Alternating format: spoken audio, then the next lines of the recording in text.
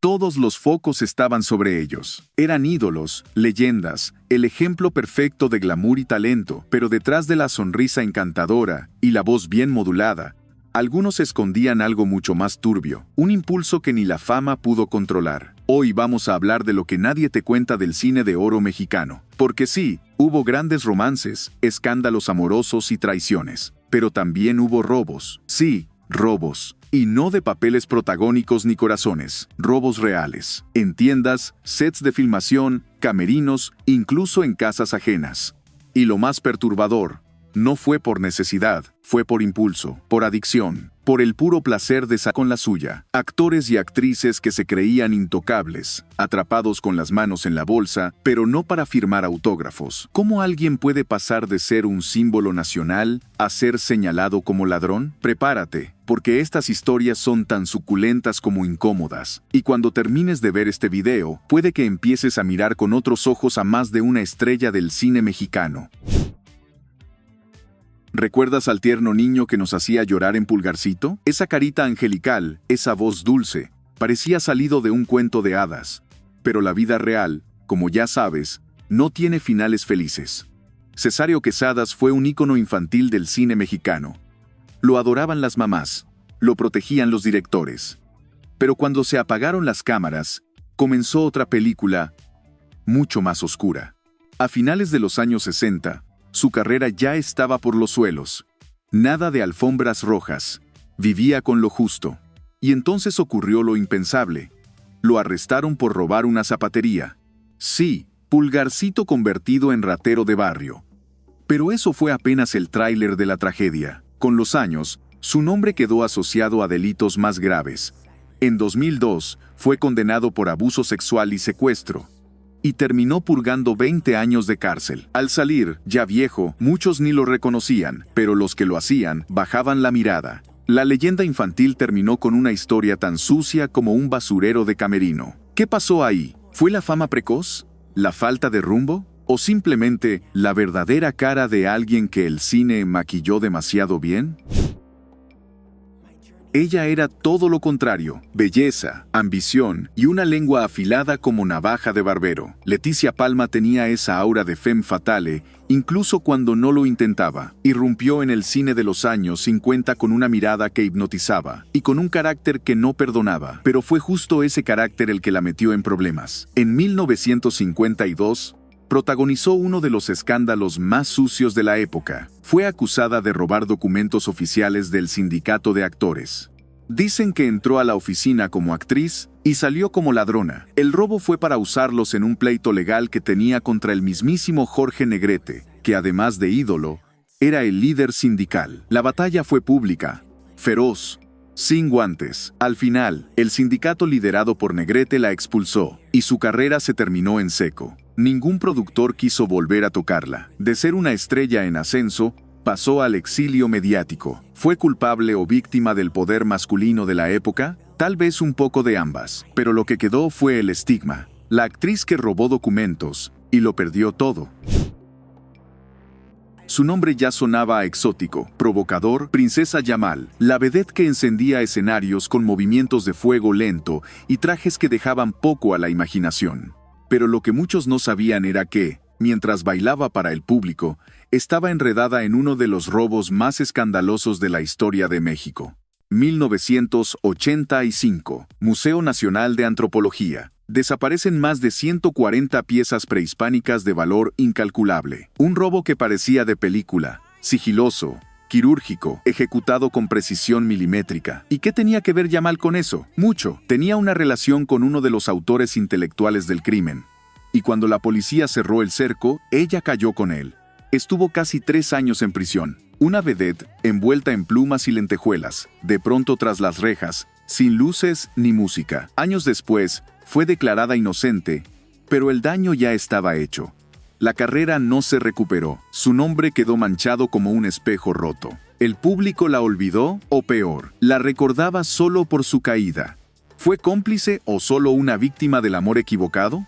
La duda sigue ahí, como un perfume que no se va. Aquí el robo fue más íntimo y más cruel. Rosita Arenas era una estrella con todo, belleza clásica, talento sobrio y un aura de misterio que la volvía irresistible. Pero el verdadero misterio no estaba en sus películas, sino en su matrimonio.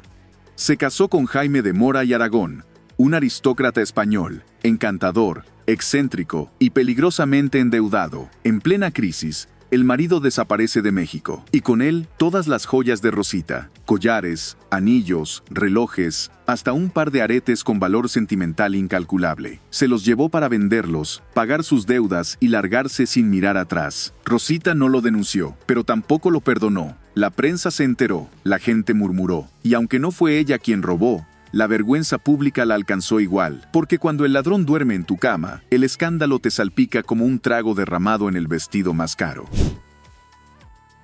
Silvia es sinónimo de historia viva, la mujer que trabajó con Buñuel, que fue primera dama, que brilló en cine, teatro y televisión, también ha tenido capítulos turbios, y uno de ellos está manchado de robo y traición desde dentro de su propio camerino. Durante los 2000, Silvia fue acusada de malversación de fondos como presidenta de la Asociación Nacional de Productores de Teatro. Se hablaba de más de 9 millones de pesos desaparecidos. Aunque nunca se comprobó nada de manera definitiva, la mancha quedó. La duda flota. Y si algo sabemos del mundo del espectáculo, es que a veces no hay pruebas, pero sí rumores muy bien informados. Y como si eso no fuera suficiente, en años más recientes, su exmaquillista la acusó públicamente de deberle dinero y de haberle regalado joyas que luego le exigió de vuelta. Ella, por su parte, lo señaló de haberle robado alhajas valiosas, y la prensa explotó. Nadie sabía si había sido un acuerdo personal, una venganza, o simplemente otro juego sucio detrás del telón. La pregunta queda: ¿fue Silvia la víctima? ¿O la actriz principal de un robo tan maquillado como su legendaria figura? Este caso es fuerte, así que respira hondo. Julia Marichal fue una actriz con una carrera sólida, respetada por su profesionalismo, recordada por su cabello rizado y su voz poderosa. Pero en 2011, su nombre volvió a los titulares por las peores razones. Desapareció sin dejar rastro. Semanas después, su cuerpo fue encontrado desmembrado y escondido en su propia casa. ¿El culpable? Su asistente personal, alguien de absoluta confianza. El motivo: robo. El asesino confesó que entró a su casa con la intención de tomar objetos de valor, pero Julia lo sorprendió, lo enfrentó, y él, en lugar de huir, la mató con brutalidad. Fue uno de los crímenes más macabros que haya sufrido una actriz del espectáculo mexicano. No solo por la violencia, sino por el contexto. Una mujer sola, mayor, confiando en alguien que tenía acceso directo a su vida. El cine de oro nunca imaginó un final tan negro para una de sus figuras. Pero ahí está, Julia Marichal, víctima de un robo convertido en asesinato, silenciada por la ambición y la traición.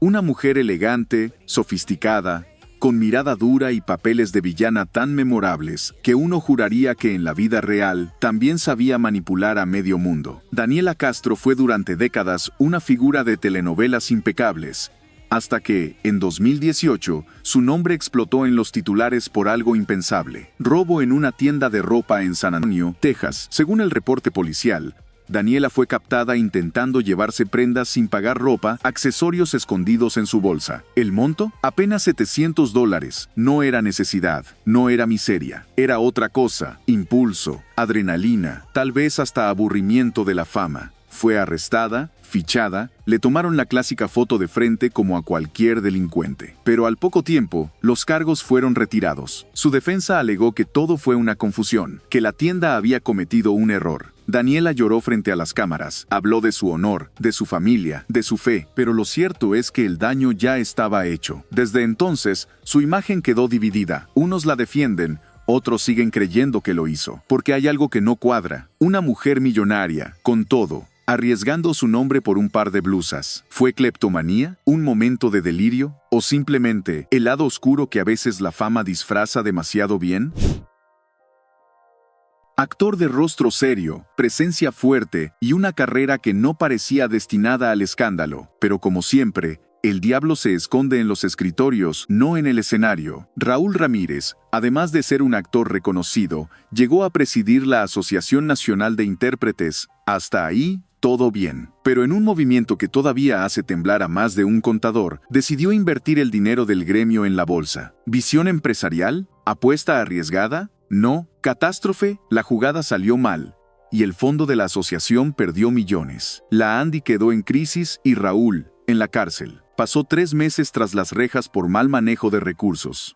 Aunque técnicamente no robó, el daño fue tan grande como si lo hubiera hecho con una pistola en mano. A su salida, como buen actor veterano, volvió al ruedo. Compartió escenas con Edith González, Angélica Rivera, pero la mancha nunca se borró del todo. En los pasillos del medio, muchos decían que su condena fue suave, que alguien lo protegió, y que si el talento no le hubiera dado cara de "yo no fui", todavía estaría pagando. Este caso huele a robo, del bueno, del que se cocina lento, entre papeleo, firmas y cuentas que nadie revisa hasta que es demasiado tarde.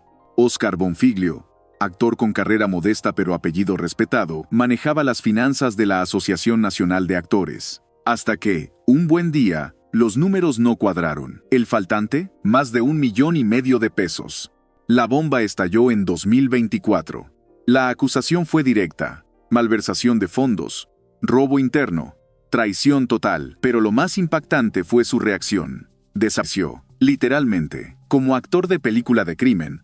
Huyó y hoy sigue prófugo, buscado por las autoridades. Lo más oscuro: muchos aseguran que llevaba años robando en pequeñas cantidades, moviendo dinero como quien reparte cartas en una timba clandestina. El problema es que la última mano se le fue de las manos. ¿Dónde está? Nadie sabe, pero en el medio ya no se le menciona, como si el silencio fuera su sentencia.